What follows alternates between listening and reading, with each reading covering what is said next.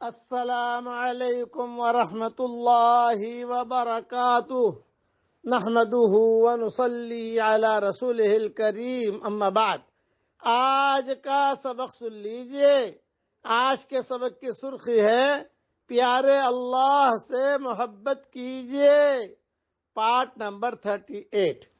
حضرت ابو ہریرہ رضی اللہ تعالیٰ عنہ روایت کرتے ہیں کہ رسول اللہ صلی اللہ علیہ وسلم نے ارشاد فرمایا، جو لوگ کسی ایسی مجلس سے اٹھتے ہیں جس میں اللہ تعالیٰ کا ذکر نہیں کرتے تو وہ گویا بدبودار مردہ گدھے کے پاس سے اٹھے ہیں۔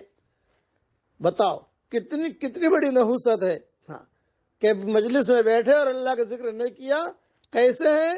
بدبودار مردہ گدھے کے پاس سے اٹھے ہیں، اور یہ مجلس ان کے لیے قیامت کے دن افسوس کا ذریعہ ہوگی۔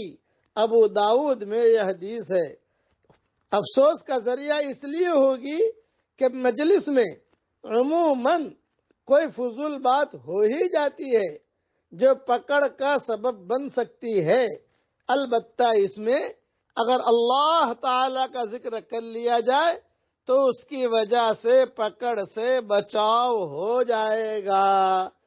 بذل المجہود میں یہ اس کی تشریح لکھی ہوئی ہے۔ اس لیے بہت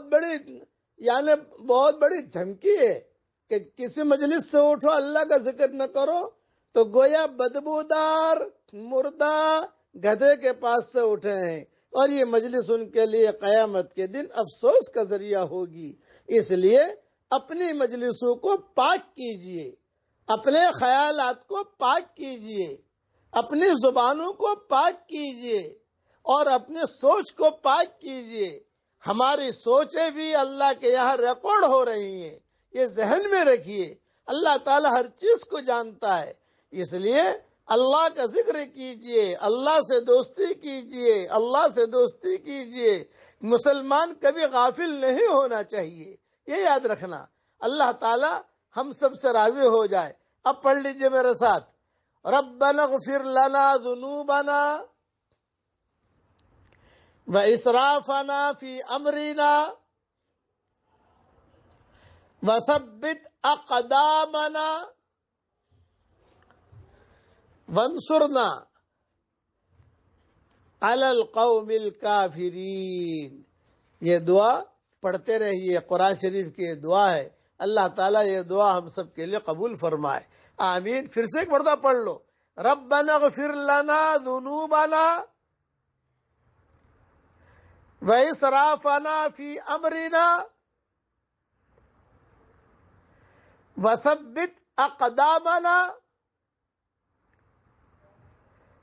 وانصرنا علی القوم الکافرین، آمین۔ وآخر دعوانا ان الحمد للہ رب العالمین۔